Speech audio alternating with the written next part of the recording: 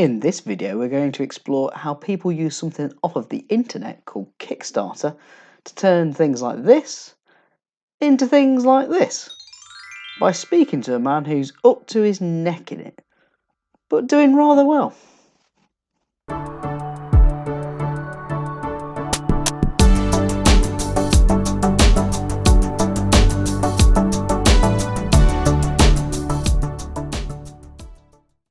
So Kickstarter is a website where you invest in the idea of something to get the concept off the ground, and then if it gets up to a funding target, then your stuff arrives.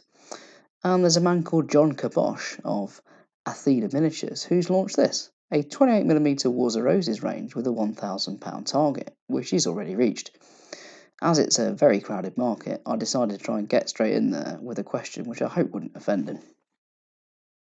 So John, basically you're launching a new Wars of the Roses 28mm figure range, which is a period well known for its quality selection of miniatures by the likes of Alan and Michael Perry in metal and plastic, underpinned by the likes of Front Rank and Foundry also, which leads me straight on to my first question, John.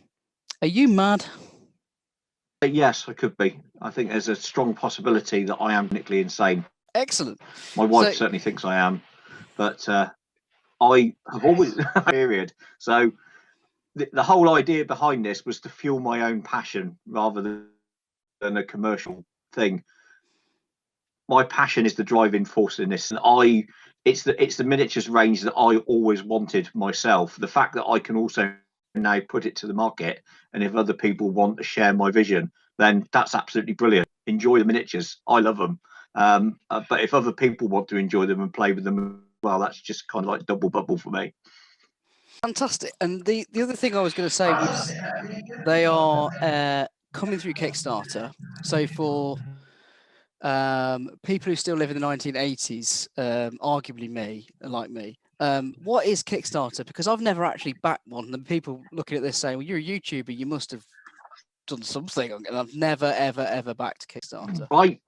For me, it's a crowdfunding platform that allows people to bring their visions to life, and it's passion, and we'll say, look, this is my idea and my passion, and this is how I've managed to develop it thus far.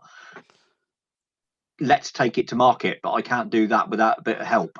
And I think that's really why they could give people that help that they need for the final shove. Unlike a lot of Kickstarters where people are selling an idea, and I think that there's been a few issues where are not delivered. I've gone down the route of making sure that I've got a lot of things in place. From my point of view, the idea of the Kickstarter final shove and to get the production set up and have the production running. What I've not got is I've not got ideas and vaporware, so to speak, but what I have got is tangible things and mastered, and I'm on the last lap of getting the production stuff done, and that's really the purpose of the Kickstarter, is to allow me to get the production side of it done. Unlike a lot of people who do miniatures, casting and mold making as well. So that the other thing that I think is hopefully a reassurance for people is that they're not buying an idea, they're actually buying tangible miniatures that have been produced to an extent, not fully because I've got the product yet, but we've certainly done the master molds and the master castings, and those are the photographs that you see on the Kickstarter. So you're not buying a computer sculpt real miniatures. That was always my plan, to take it to that point and then use the Kickstarter for the final shove, so to speak. Familiar Kickstarter, there are sort of several levels that you can come in at and invest in. Do you want to explain really briefly how that will work with your Kickstarter? With my Kickstarter, I've tried to put together what I consider to be army deals to make the basis of a small army or even a ginormous army, if you want to go that far. And I've tried to put packages together that reflect things like the standard Wars of the Roses troop types, which then you've got some specialist troop types, the heavy billmen and the crossbowmen and the handgunners in a separate pack. And I think that what I've done is I've tried to level you can. If you want to go absolutely nuts, and by all means, please do go absolutely nuts and buy the biggest package available. That would really cheer me up. You can Merry do that John. if you want, and end up with an enormous tabletop army. The only caveat I put on that is, if you're going to buy the enormous army, please bear in mind that at some point you're going to have to paint somebody who's got a massive pile of shame in the loft that is unpainted. If I invest now, say 500 quid, what's the expectation that, what would be the rough time that I would expect my miniatures to arrive on my table next year? I would hope that you'll have them by April. When the Kickstarter finishes, which will be in about 3 weeks, just under 3 weeks time, I'll be putting the final touches to the production, more blanks and things like that off my mold supplier, and then put those. That's one of the purposes of the Kickstarter, is to fund that a little bit, and then basically start to put the production molds together. Latest, all the production molds will be finished, which then means that I stand at a spinning machine and I pour molten metal into them. And given that I'm doing my own production and my own packaging, you should have your miniatures by April. That's the plan. We live in strange times. I will get everything to my courier by April. How long it is after that the courier gets them to whatever part of the world you're in, I would take it, honest with you. It's my delivery is only going to be as good as my courier, but I am using. Great. And let's talk about the figures themselves, because they're really, really interesting sculpts, in that there's some really fascinating, I'd describe them as sort of like character centerpieces coming up, aren't there? At what point, we'll talk a bit about those and like how the sculpts have come apart, and how does one find a sculptor? Presumably there's not a sculptor Yellow Pages. No, you go onto internet fora, which is, I'm a sad old Luddite and I like my old style Warhammer, old hammery stuff, and I kind of started chatting with a guy who did some sculpting, called Drew Williams, the wonderful sunny state of California in the United States, and I just started talking to him, and he said, well, I am actually a sculptor and this is what I've sculpted. And I went, and he said, well, I could do. And I said, well, here's a couple of ideas for some Wars of the Roses stuff. And he said, wow, the Wars of the Roses is my favorite period of history. Sculpted. And I said, well, yes, I think that we could come to some arrangement, Drew. And the first figures that Drew sculpted for me were the 3 command figures, the 3 generals on horseback and on foot. And basically they arrived and I went, wow, Drew, that's brilliant. And he said, well, I'm coming to the UK to go to bring out your lead at Foundry. And I said, well, why don't you come out, work in the range through, and we'll have a chat about it.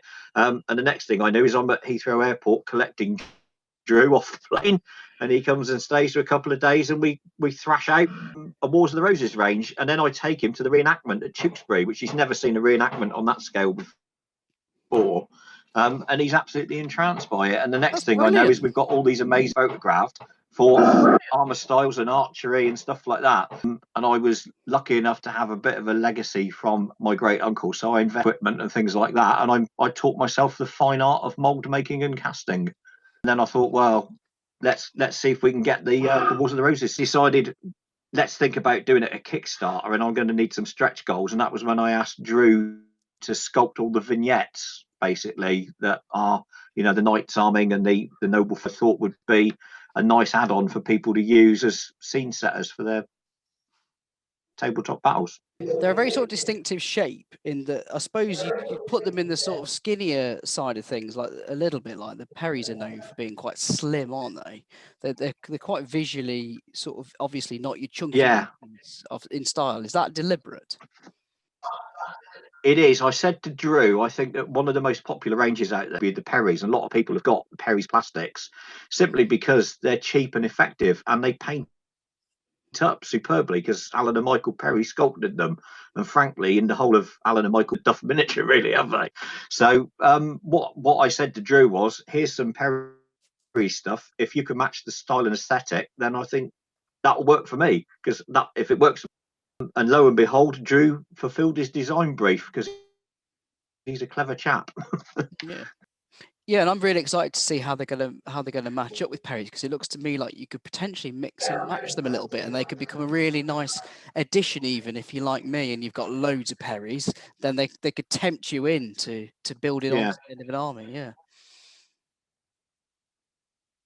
Well, that's what I hope the idea is. One of the things that I've put on the Kickstick Perry stuff, and I hope that people see that it matches for size and aesthetic. And I, like I said, I think Drew's done a fantastic job. I will sing his praises forever. Big up to them. I'm over the moon with them. And the fact that they do mix well with the Perrys and the front rank stuff, I'm just over the moon with. Is there a next step then? Because if you're watching this video in November, then you'll know that John has already blown through his £1,000 starting barrier. So where could this end up then, John? If we end up in like 5 grand, 10 grand, is there a limit? You know, what's the plan? Yeah, potentially me with lead poisoning, the casting machine. A lot of metal in your No, hands. it's all pewter. It's lead-free pewter, folks. I'm very good at it. It's my day job. So yes, it's lead-free. I can promise you. No, what it will end up with me is probably having a bad back from all the casting, but basically getting in there and doing as much of the casting as I can after the production molds are finished.